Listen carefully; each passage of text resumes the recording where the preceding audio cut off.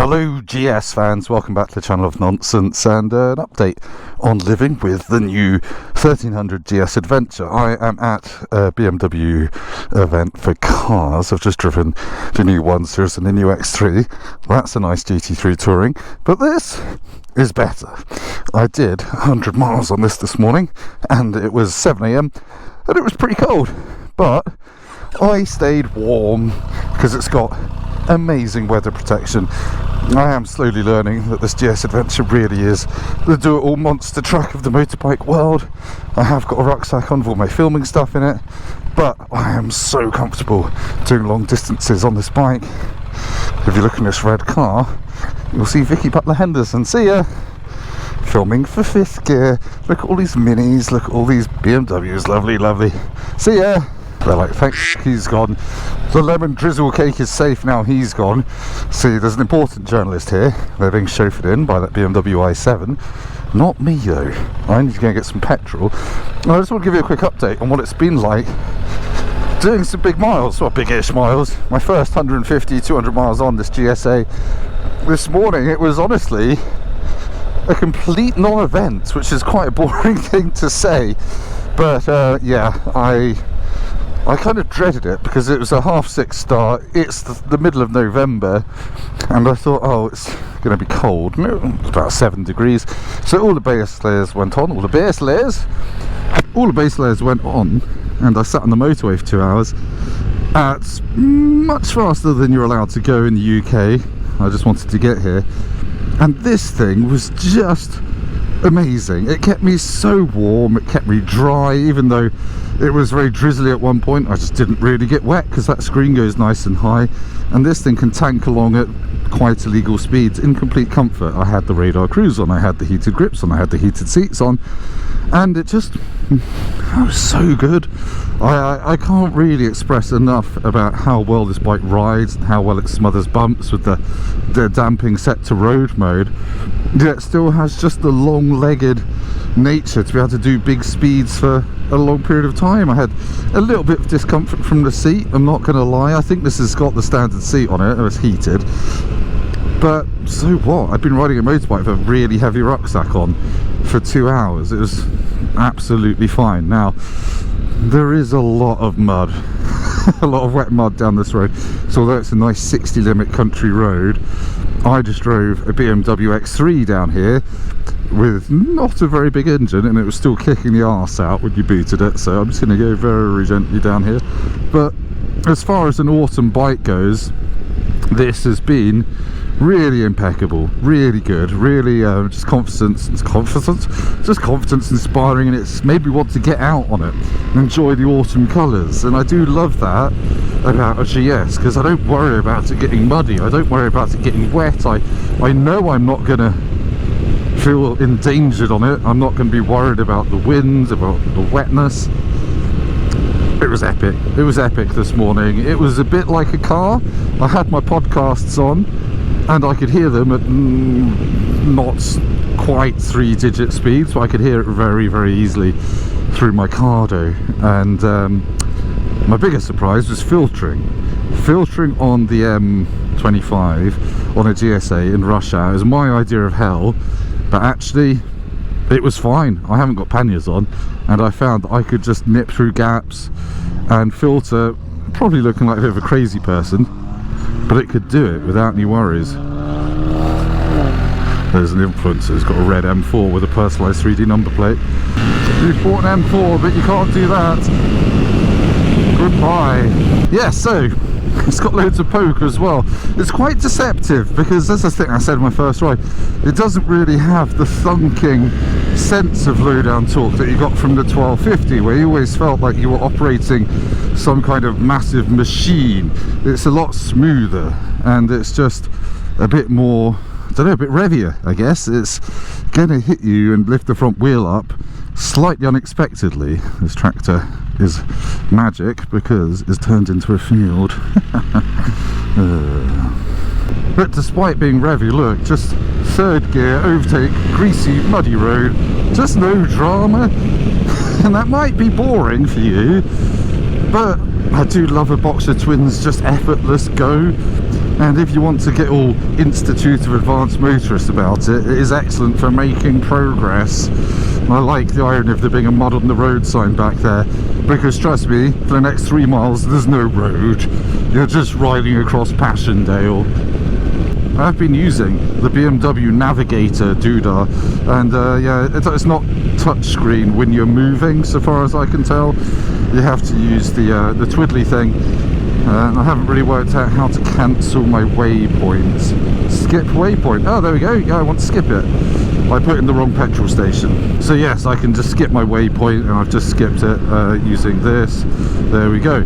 Now I want to add a petrol station. So I'm just going to go like this. New waypoint, POIs. Along the route, petrol station. The only thing is, I don't think it shows you these on a map. I'm going to go to Tesco Extra because I am cheap, and I occasionally put supermarket fuel in bicycles. There we go. And there we go. Done. That's really well integrated. I like that. It is 700 quid, so it should essentially be giving me oral pleasure at the same time, but I'll take easy navigation. Can I pinch off the overtake here? Of course I can. Now, in my last video, I had a little moment where the bike stopped responding to my throttle inputs. Lots of you said it's because you had the cruise control on. I don't think I did. I had this slid across, but it wasn't activated.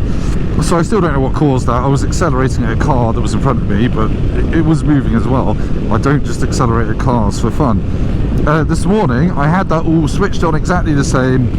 As I said, I filtered around the M25 quite aggressively, quite quickly, because I used to commute into London, and that's just how it's done at that time in the morning. I didn't film it, and if I did, loads of you would be probably clutching pearls at how I filter on GSA. And I had no problems. It didn't stop responding to throttle inputs. It didn't ever freak out that I was going 10, 20 miles an hour faster than other cars either side of me, and getting through some quite tight gaps. So actually, I think I can report, if you want one of these as a commuter, the radar isn't gonna get in your way, so to speak. It's not gonna stop you. Oh, I'm going this way, am I? Look at the state of this road though. Bloody hell. Quite glad I'm not on my MT10. That's too shiny and pretty, whereas a GSA looks good caked in mud, doesn't it? Although bumpy, crappy road, I really just don't feel it. I think that's the kind of general plantedness and just general sense of confidence you get from this bike is kind of worth the price of admission alone. Well, it is a lot of money, isn't it? Let's be honest. It's been quite an illuminating morning actually, driving those driving those BMWs. They are kind of updates of old cars like the X3 and the 1 Series, and BMW said, oh, we've kept the price the same, we've given you more for your money. And actually, as you poke around them, they haven't. They've cut corners and made them out of cheaper materials and taken away physical controls and put them in touchscreens. So yeah, I don't think that's quite occurred here. This is more expensive, and it doesn't feel like they've cheaped out on anything compared to the old one. It still feels solid and robust. The little problem I had with the iDrive wheel, that's freed up, that's been fine. So it's been niggle free for the past week that I've been riding it, which you would kind of hope so for £24,000, but if you only needed one bike and you can afford the monthlies or however you want to fund it, what an epic machine for long distance touring. But also the handling is there, it will keep up with your riding abilities on a country road, and it's fast. What more do you need really? Engine noise, I guess. Now I've got earplugs in, I can't quite hear the tapetiness of it that I could on the first ride. I had earplugs in then as well, but I've got neck buff and stuff now. But anyway, this is going to be boring. I'm going to get to Banbury, fill up. I'll fill the tank and bankrupt myself, and then show you how many miles it will get to a full tank. I've been averaging 46 miles per gallon, by the way. It was doing 52, but then I sat at speeds this morning with the windscreen all the way up, so I was about as aerodynamic as a flying walrus. Let's see how much we get in. 30 litre tank. It's only 131.9 petrol, fans. It's November the 14th or 15th 2024. It's the cheapest petrol has been for years, and that guy has got a heavily modified BMW M2 with a horrible number plate, but at least it's not 3D though. And I'm just interested to see how far this will go on a full tank. You got your hazards on, mate, your tinted tail lights and your matte carbon wrap roof. Right, I got 23 litres in here. That's pitiful, roadie. 30 quid. Let's see how far that will get me. Look at that. Still 30 quid to fill a motorbike up, which is a bit ridiculous. What? I look up and there's another blue M2 there, except he's had the foresight to buy the far superior competition version. Oh, this is quite a bit heavier now. Right, it's saying I'm going to get 281 miles to full tank, but the clock has reset for some reason. That normally happens when the battery gets low. It's not 20 past 9 at all, it's about 2 in the afternoon. Thank you. Oh, that's nice. See, look, he's not chavved it up. It's a wonderful thing. I should point out, when I came to stop at the petrol pump, the motorcycle lowered itself, which is always handy. The hill hold control comes on, which is great, but it's a bit slow coming off. It makes me feel like I'm either going to stall it or just be left for dead at traffic lights. Look, I'll try and pull away smartish. There's a little second there, as you let the clutch out, it decides, oh yeah, I'm going to let him go. You can turn it off, obviously.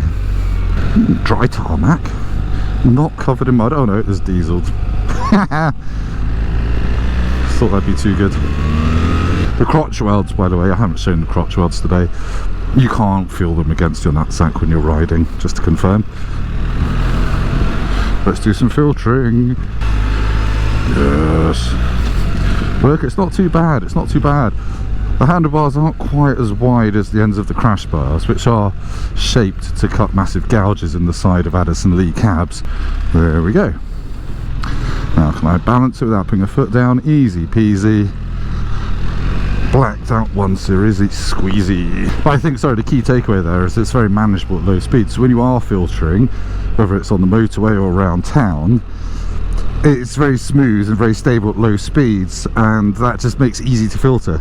And the rear brake is really strong as well, so it's a very good filtering bike. You don't get too much dive either because you've got the funny front end on it. Yeah, it's a good filtering bike. The only minor quibble is the quick shift between first and second. Like most bikes, to be fair, is a bit rubbish and clunky. But because it's quite revvy, you can hold on to first quite long, but I like to just try and filter in second as much as possible to smooth out my bottom end.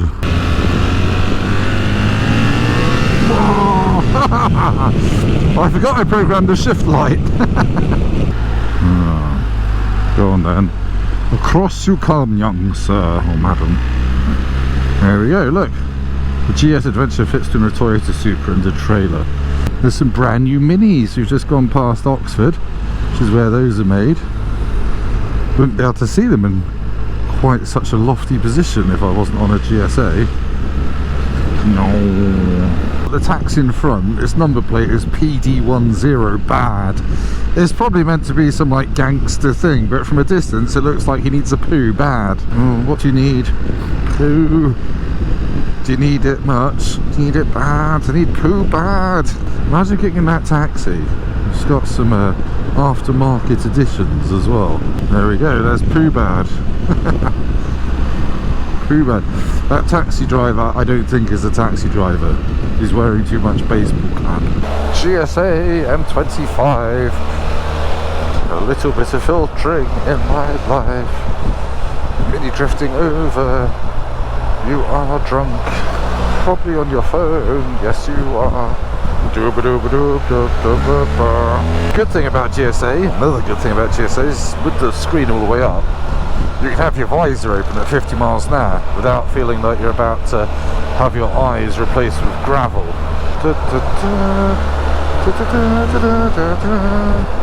GS Adventure, cut your traffic light knife through butter.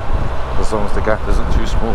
When you ride past Heathrow, you can almost touch the planes because you're so high up. You're like, hello, take me onto the runway please, I want to go and see the Concorde that's been abandoned by British Airways at the far end of the runway.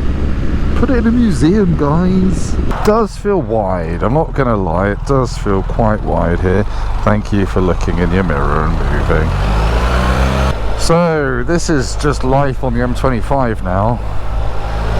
Rush hour, stops for no reason, motorbikes slice through the middle, and at this time of year no one really expects motorbikes to be out and about for some reason, so they all stop looking in their mirrors and they don't move over and all the rest of it. So it's exceptionally delightful, not at all dangerous, which is good. At least I'm on a massive wank panzer. I'm not sure what kind of CEO drives a BMW 1 Series in green. It's is it a drug CEO? What do you reckon? Team filtering now with the guy on a, I'm not sure what it is, but it's a lot skinnier than this. So I've got to be a bit careful. I can't just go through every gap that they go through. Boring. It was good fun. If a bit concentrated. Go on, sir or lady.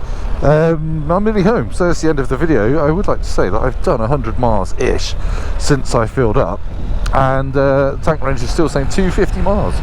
So I reckon you're going to get a real world 340, 350 out of this, and my average is 47 mpg. Anyway, that's boring. Thank you for watching. Thank you for liking this video. Thank you for subscribing for more motorbike reviews and GS updates. And don't forget my big Christmas video series, doing some war stuff in the Vosges Mountains on an MT10, lots of Second World War SAS stuff, and dodgy power wheelies. So yeah, I'll see you then for that, and I'll see you soon, probably on this again. Goodbye. Remember to ask me questions about it.